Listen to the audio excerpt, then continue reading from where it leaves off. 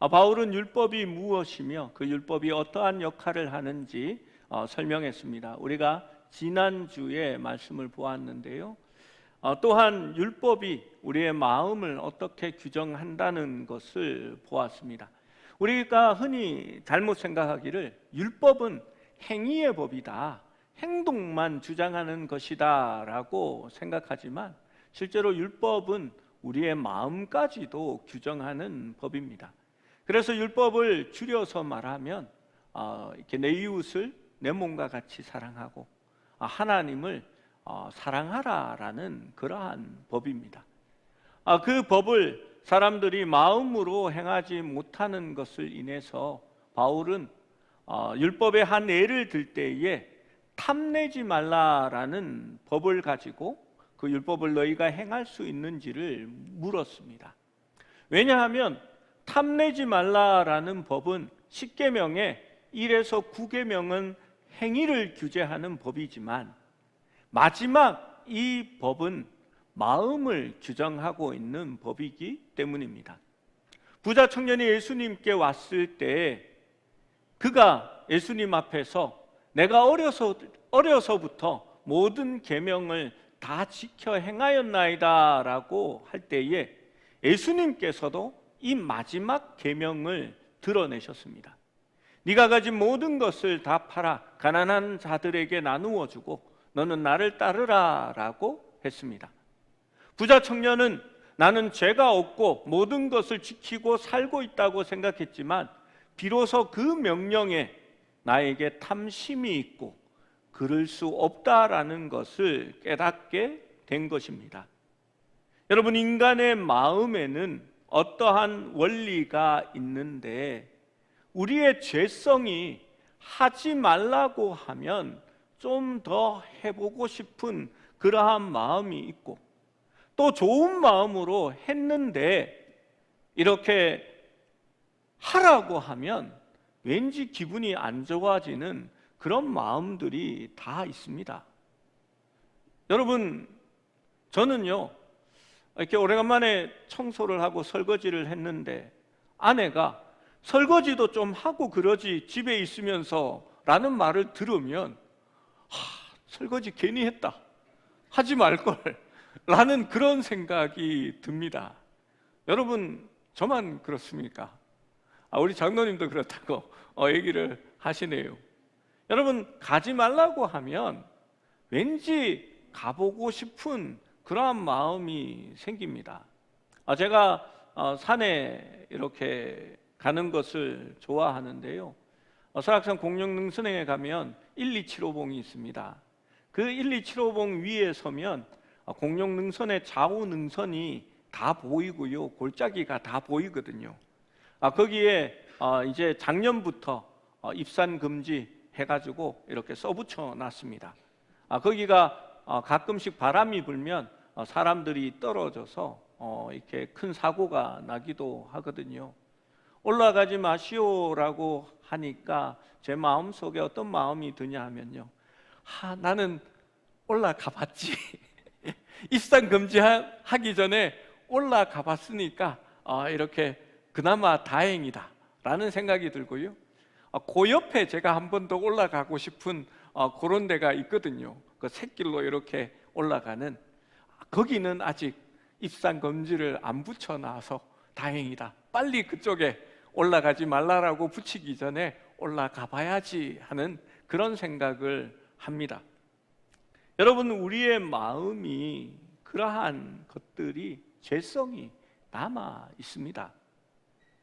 여러분, 탐심이라는 것, 그것이 가장 일반적인 욕구라고 합니다. 나에게 없는 것이 있으면 갖고 싶고요, 또 희소성이 있는 것을 보면 탐내는 마음이 생겨납니다. 사람에게 있어서 가장 기본적인 욕구, 못 참아내는 욕구 중에 하나가 뭐냐 하면 이렇게 부족함, 공백을 채우고 싶은 욕구라고 말합니다. 여러분, 이게 얼마나 강한 욕구냐 하면요, 갑자기 말을 하다가 말을 안 하면 왜 공백을 채우지 않나라는 그런 생각에 지금 여러분도 그 순간 모두 조용하면서 이렇게 저를 집중합니다. 머리를 숙이고 있던 분도 갑자기 머리를 들고는 저를 바라보는 것을 보게 되거든요. 그게 공백 이론이라고 합니다. 제가 설교를 어떻게 하면 사람들이 더 집중해서 듣게 할 수 있을까 생각하면서 요즘도 그런 책들을 사서 봅니다. 그 책에 보면 이 공백 이론을 설명하고 있는 것을 제가 본 적이 있습니다. 여러분, 바로 잘 설명하는 것보다 계속 질문하면서 궁금한 것들을 이야기해주고, 설명을 하지 않아서 저거는 왜 저럴까 하는 그 궁금증을 계속 이끌어가야 사람들이 집중해서 듣게 된다고 합니다. 왜냐하면 그걸 채우고 싶은 마음이 있기 때문입니다. 여러분, 그러한 것들을 오늘날 많은 곳에 이용하고 있습니다.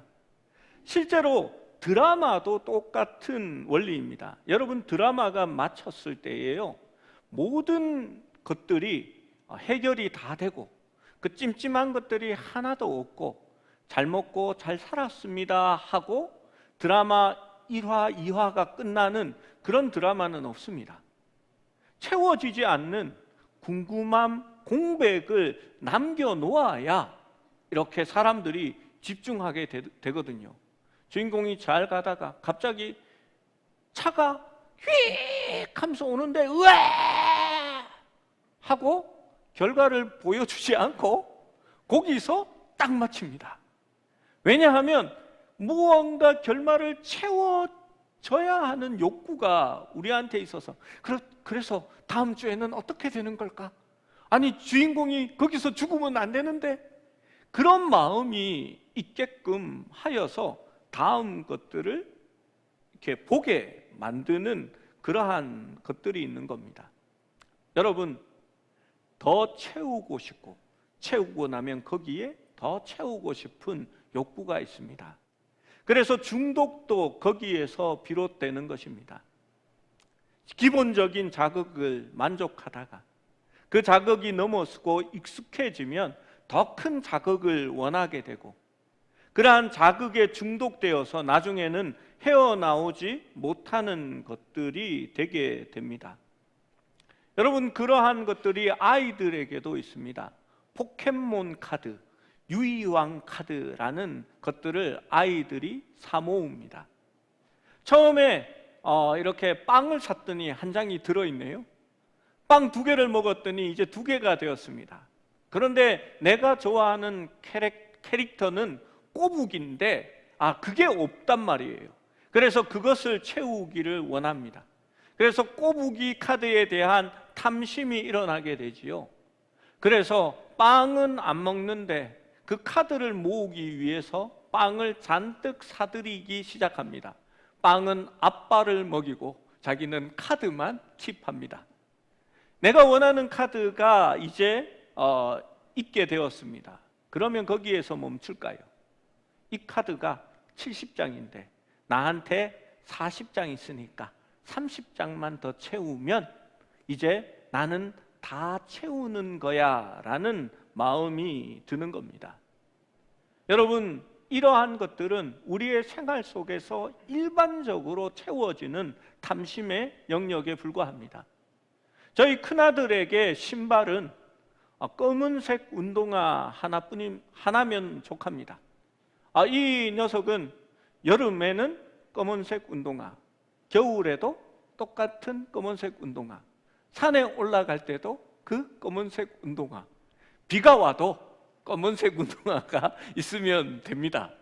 그런데 여러분, 우리 자매들, 여성들은 어떻습니까? 신발이 신장 안에 가득한데 신발이 신을 게 없네? 라고 얘기합니다. 제가 볼 때는 저거 다 신발인데 라는 생각이 듭니다. 맑은 날 신는 신발, 비 올 때 신는 신발, 정장을 입을 때 신는 신발, 그리고 캐주얼하게 나갈 때 신는 신발, 그리고 짧은 옷 반바지를 입을 때 신는 신발, 뭐 이렇게 겨울에 신는 신발, 여름에 신는 신발, 가을에 신는 신발이 다 따로 있게 됩니다. 그리고 남들이 있는 그 신발 나한테는 없네, 그것도 하나 있으면 좋겠네 라는 그런 생각에서 그 신발도 하나 있으면 좋겠다라는 생각을 하게 됩니다. 이렇게 안에 눈총이 제가 좀 용감했습니다. 죄송합니다.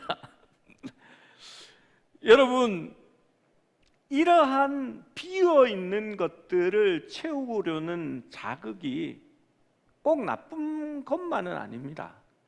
그러한 것으로 인해서 건강하게 되기도 하고 또 필요한 것들을 원하기도 합니다.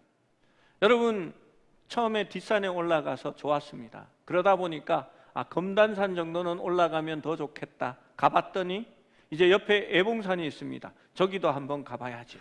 그리고 나서 산이 좋네 하고는 조금 높은 산을 다니다 보면은 어느새 내가 많은 산을 가본 것을 알게 됩니다. 그리고 백대 명산이라는 게 있네, 거기도 한번 가봐야지 하고 그 100군데의 산을 다 찾아다니게 됩니다. 산을 오르는 행위 자체가 건강에 도움이 되니까 좋은 부분들이 훨씬 더 많습니다. 그런데 좋지 않은 것도 이렇게 채우려고 하는 욕구들이 있습니다. 여러분, 사실 그 공백을 메꾸려고 하고 그것을 채우기 위해서 욕심을 내는 것들이 우리의 마음속에 있습니다. 여러분, 율법으로는 그 율법이 말한 것을 100% 채우면서 살아갈 사람은 아무도 없습니다. 내가 그것을 잘 지켜 행하고 거기에 있는 것을 온전히 지켰다 할지라도 우리는 그러할 때에 교만한 마음이 생기고 또 자신이 보다 좀 높아졌다라는 자만심을 가지게 됩니다. 어제지요, 공휴일이라서 이렇게 아내와 큰아들을 데리고 울산바위에 올라갔습니다. 아들이 산을 왜 가냐고, 산은 가는 데가 아니라고 보는 데라고 얘기를 했지만 맛있는 물회를 사준다고 꼬드겨서 올라갔습니다. 그 산에 올라가는데 앞에 가시는 저보다 좀 나이가 많으신 분이 이렇게 조그만한 배낭을 메고 올라가고 계셨습니다. 그런데 그 배낭 위쪽에 이렇게 그 안전모 헬멧이 이렇게 묶어져 있었습니다. 처음에는 저분이 이렇게 암벽 등반을 하려고 하나 보다 생각했는데, 암벽 등반을 하면 기본적으로 짐들이 좀 많습니다. 제일 이렇게 있어야 하는 개인적인 짐이 하네스라고 로프를 멜 수 있는 이렇게 이 아래에 입는 바지 비슷한 끈으로만 되어 있는 그것이 있어야 줄을 연결할 수가 있거든요. 그리고 제일 큰 짐이 로프입니다. 한 20mm 정도 되는 로프를 한 30m, 50m를 가지고 가면 이렇게 어깨에 걸어매고 짐이 꽤 많거든요. 그런데 그분이 다른 짐은 없는데 안전모만 가방에 이렇게 메어져 있었습니다. 다른 분이 짐을 지셨나 했더니 다른 분도 짐이 없습니다. 그리고 등산로 따라 거기까지 올라가서 거기까지 같이 내려왔습니다. 그 헬멧이 왜 거기 붙어 있는지 아시겠습니까? 저는 이렇게 해석했습니다. 나 암벽 등반 다닌 이 정도 수준이 되는 사람이야 하고 거기에 짐꾸러미에 그 안전모를 붙여 놓은 겁니다. 남자들이 군에 갔다 오면 이렇게 공수 낙하산 훈련을 한 독수리 모양을 이렇게 평상시에 부대에 있을 때에는 관물함에 던져 놓다가 휴가만 나오면 오바르크로 박아서 이렇게 나오는 것과 똑같은 그런 모습이라고 생각되어집니다. 크든 작든 간에 우리는 죄에 대하여 굉장히 익숙하고 그 죄가 우리 안에 있다는 것을 늘 생각합니다. 여러분, 사실 내가 하나님 앞에서 의롭게 살고 죄를 짓지 않고 살아가려는 이것 자체가 선한 자들에게 있는 고민입니다. 하나님의 율법대로 살아가려고 고민하는 것 자체가 어쩌면 정말 신앙에 있어서 훌륭한 사람들입니다. 부자 가늠이 예수님을 찾아옵니다. 그가 이렇게 묻습니다. 선한 선생님이여, 내가 어찌하여야 구원을 얻겠습니까? 예수님께서는 그것을 바로 알려주십니다. 네가 어찌 나를 선하다고 하느냐? 선한 이는 하나님밖에 없느니라 라고 말씀하셨습니다. 그런데 이 청년은 그것을 깨닫지 못합니다. 그러자 내가 율법을 아느냐라고 묻습니다.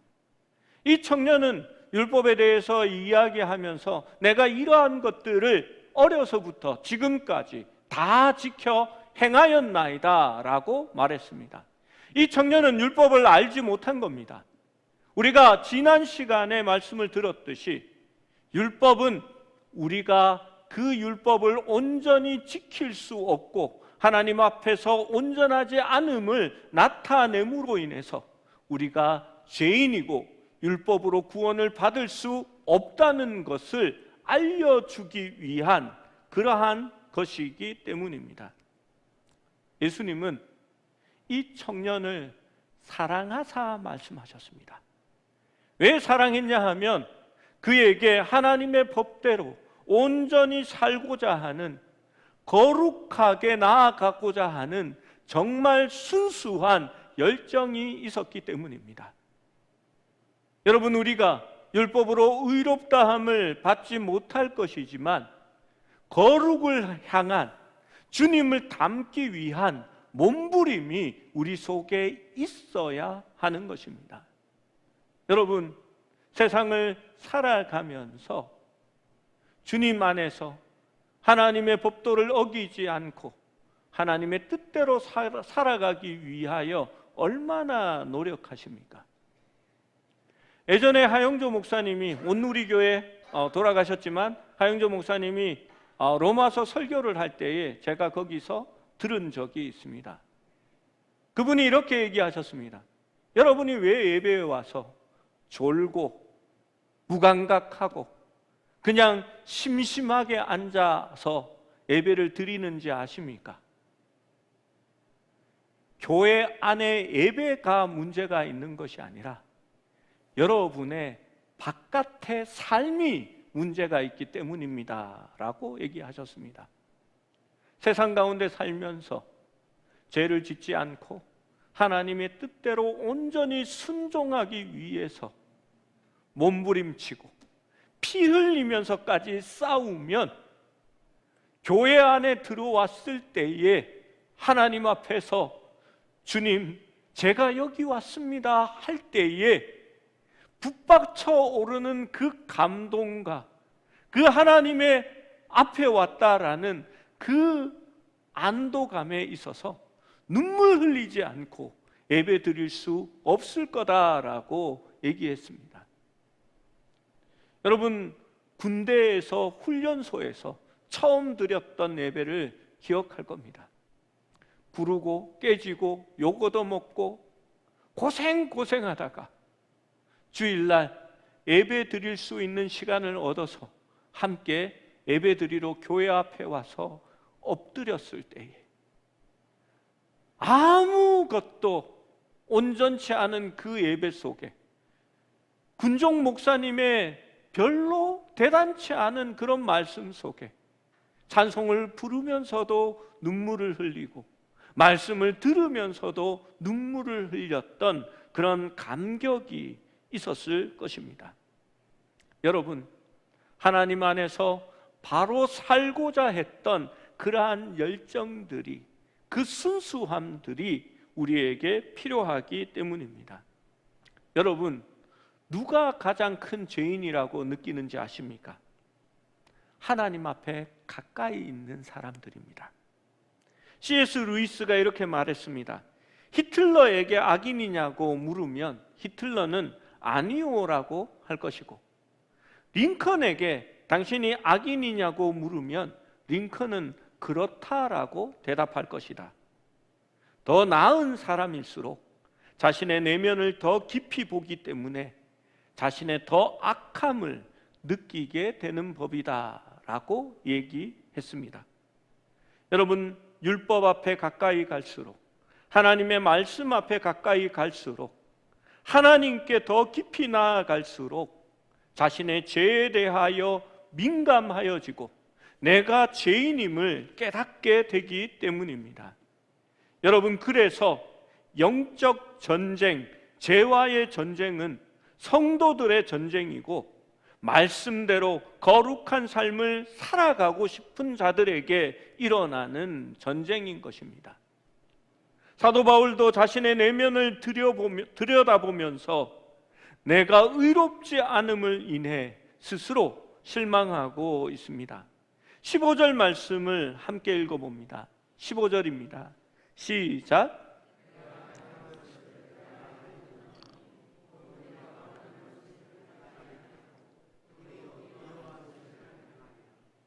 내가 원하는 것을 행하지 않고 도리어 미워하는 것을 행하는 자기 자신을 바라보게 됩니다. 여러분, 실제로 그렇지 않습니까? 며칠 전에 제가 푸르지오 다이소 있는 거기에 들어가는 입구에서 아이 하나가 엄마한테 혼나고 있는 것을 봤습니다. 그 꼬마 여자아이가 너무너무 이쁘게 보였습니다. 울먹울먹거리면서 엄마, 내가 안 그러려고 했는데, 정말 안 그러고 싶었는데 엄마, 내가 그랬어요 라고 얘기했습니다. 저는 그 말이, 제가 마침 말씀을 준비하고 있었기 때문에 그 아이가 말하는 말이 맞다, 나도 안 그러려고 하는데, 안 그러고 싶었는데 그러고만 나를 볼 때가 많은데, 왠지 동질감이 느껴졌습니다. 여러분, 바울도 내가 원하는 것은 행하지 아니하고 도리어 미워하는 것을 행한다라고 말하고 있습니다. 여러분, 무엇 때문입니까? 우리가 여전히 육신 가운데 있고 우리의 속사람은 거듭나고 새로워졌지만 우리의 이 육체가, 죄성이 우리 가운데 여전히 남아있기 때문에 그렇습니다. 어떤 사람들은 이렇게 말합니다.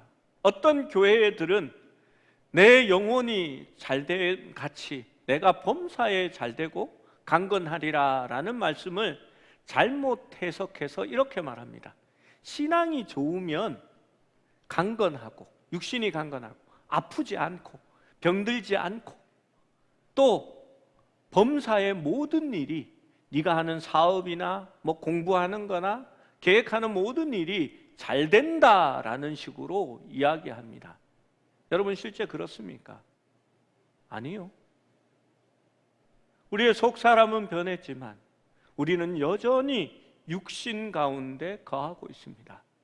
그 육신은 사도 바울의 말처럼 날마다 후패하여지나 우리의 속사람은 날로 새로워진다라고 말합니다.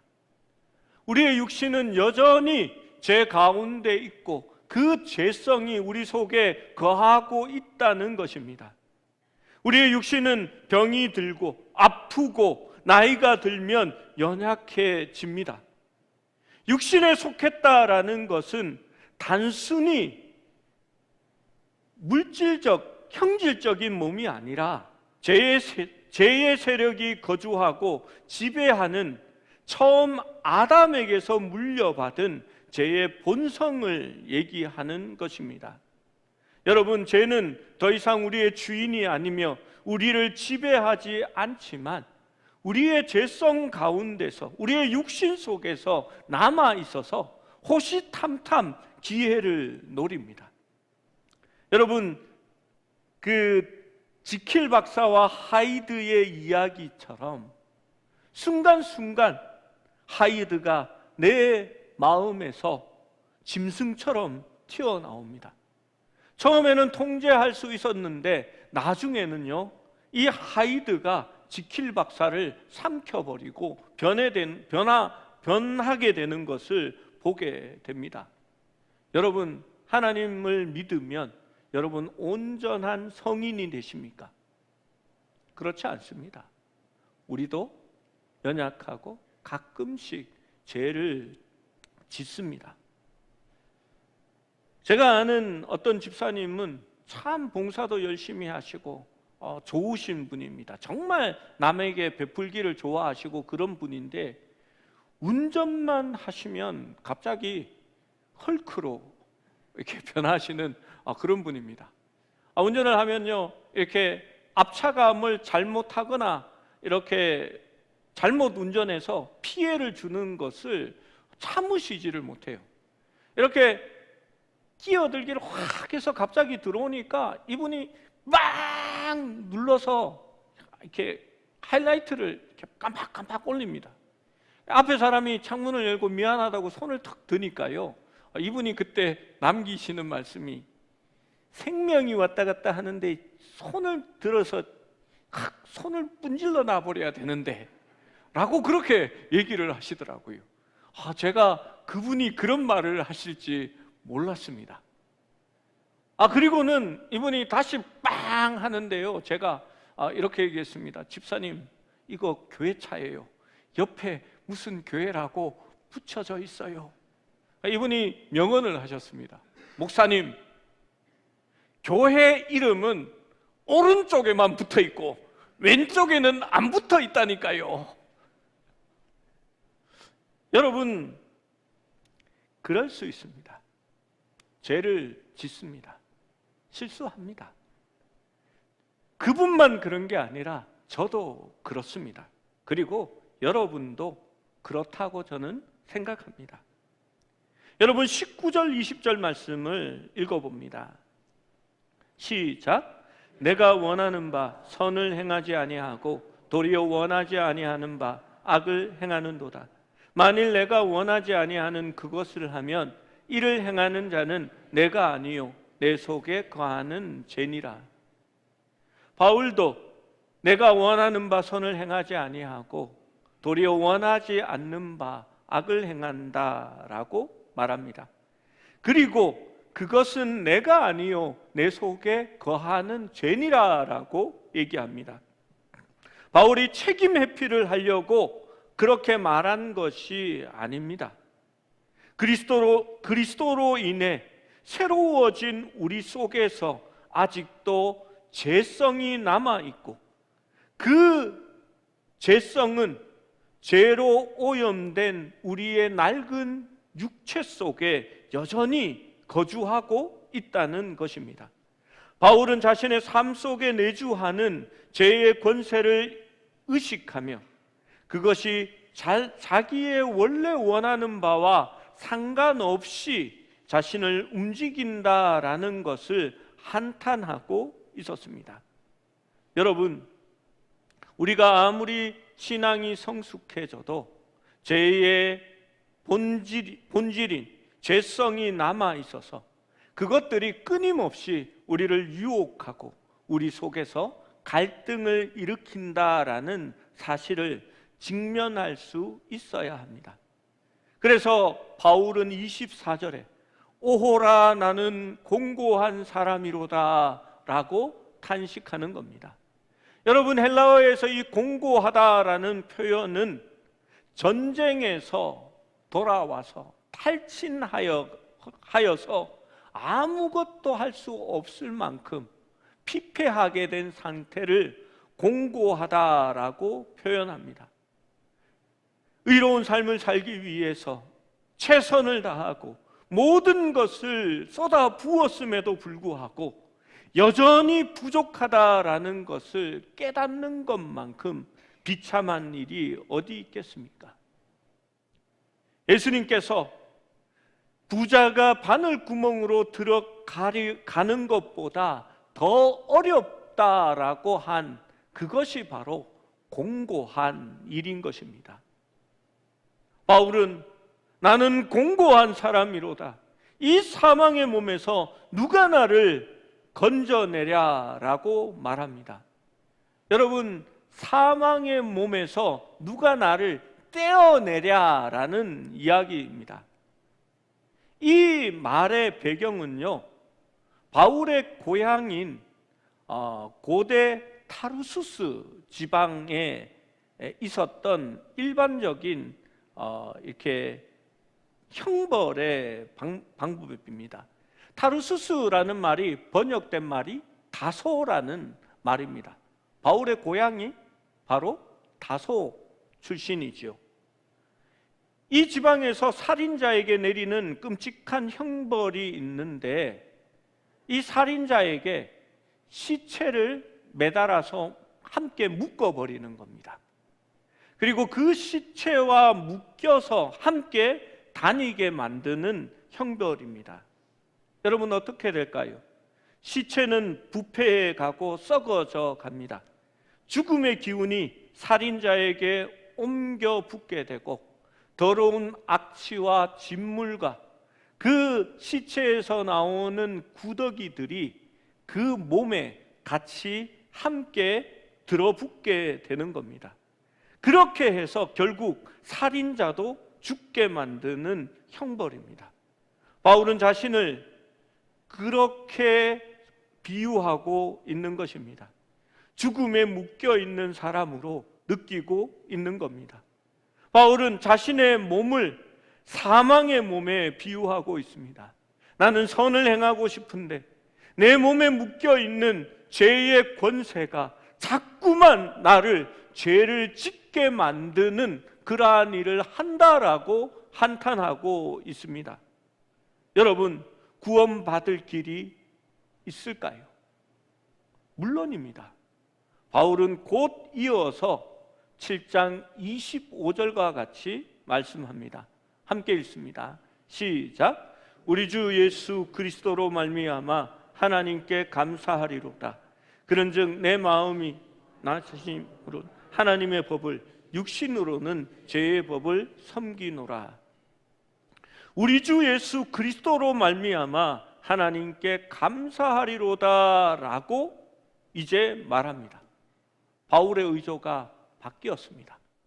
오라, 나는 공고한 사람이로다. 이 사망의 몸에서 나를 누가 구원할까 탄식하다가 바로 우리 주 예수 그리스도로 말미암아 하나님께 감사하노라라고 말하고 있는 것입니다. 그는 그리스도와 연합되어 법에 대하여 죽었고 더 이상 법의 권위 아래에 있지 않습니다. 그러나 그는 하나님에 대하여 살아있고 성령의 능력으로 살아갈 수 있습니다. 이 승리에 대한 설명은 로마서 8장 다음 주 말씀에 설명하게 됩니다. 미리 간만 보여주고, 이건 예고편이고요, 8장 내용을 설명하지 않는 것은 공백의 이론을 여러분 가져오는 겁니다. 지금부터 다음 주 말씀이 궁금한데 이러한 생각으로 오시면 좋겠습니다. 말씀을 맺습니다. 죄의 유혹이 올 때마다 더 열심히 살아야지라고, 더 열심히 노력해야지라고 생각한다면 여러분 실패합니다. 예수님을 우리에게 주시고 주님의 의로움으로 우리를 살게 하신 하나님께 감사합니다라고 바꾸어 말할 수 있어야 합니다. 여러분, 내가 노력해서 되는 것이 아니라 주님이 우리에게 오셔서 주님의 성령이 우리를 지배하실 때에 비로소 우리는 의로운 삶을 살아갈 수 있는 것입니다. 주님은 죄와 사망의 법에서 우리를 구원하신 분이십니다. 여러분, 우리가 예수님을 착각하고 잘못 생각하는 것이 있습니다. 예수님은 우리를 도우러 온 우리의 도움이라고 생각하는 것입니다. 여러분, 그건 세상 사람들도 그렇게 생각합니다. 점집에 가서 무당에게 말하면서 내가 이 어려움을 이겨낼 수 있는 도움을 달라라고 그 방법이 무엇인지를 묻습니다. 여러분, 교회에서 주님께도 하나님께도 그렇게 생각하는 사람들이 있습니다. 내가 원하는 대로 내 마음대로 해야 되는데 하나님, 그래도 잘 될 수 있도록 도와주세요. 그렇게 기도합니다. 그런데 예수님은 우리를 돕는 자가 데려오신 것은 아닙니다. 여러분, 예수님은 우리의 생명이 되시고 우리를 통치하러 우리의 주인이 되려고 오신 것입니다. 우리는 예수님을 주인이라고, 주님이라고 부릅니다. 그런데 사실 많은 성도들이 예수님을 주인으로 모시고 그분이 우리를 이끄시는 대로 순종하기보다는 나의 종으로 생각하고, 주님, 거기 계시면 이번에는 좀 도와주셔야지요. 하나님, 제발 좀 요거는 해 주십시오 라고 그렇게 종으로 부리시지는 않으십니까? 여러분, 예수님은 우리를 통치하러 오셨습니다. 많은 그리스도인들이 실패하는 이유는 내 마음대로 하면서 예수님을 조수로 부리기 원하기 때문입니다. 예수님은 조수가 아니라, 종이 아니라 우리를 다스리고 주관하고 우리로 성령의 충만함으로 거스릴 수 없는 상태가 되게 하기 위하여 오신 것입니다.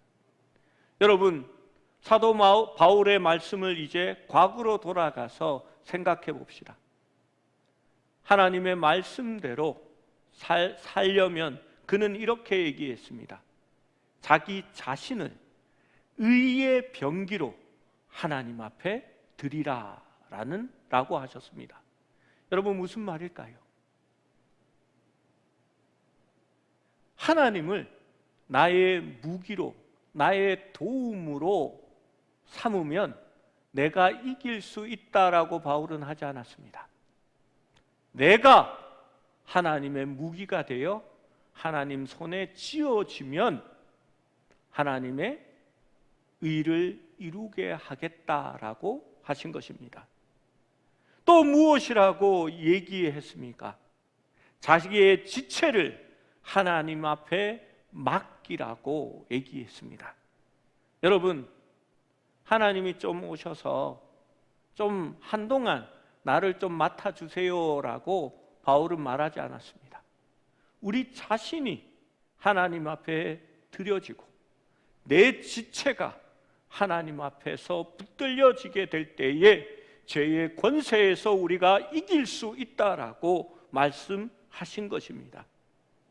여러분, 우리가 하나님 앞에 온전히 드려지게 될 때에, 하나님의 의의 무기가 되어질 때에 하나님께서는 우리의 행위뿐만이 아니라 우리의 마음조차도 성령께서 지배하여 주시고 우리를 다스려 주실 것이며, 율법이 이루지 못하는 그 의로움을 예수 그리스도의 의로 말미암아 그 율법의 요구를 이루게 하신다라고 말씀하는 것입니다.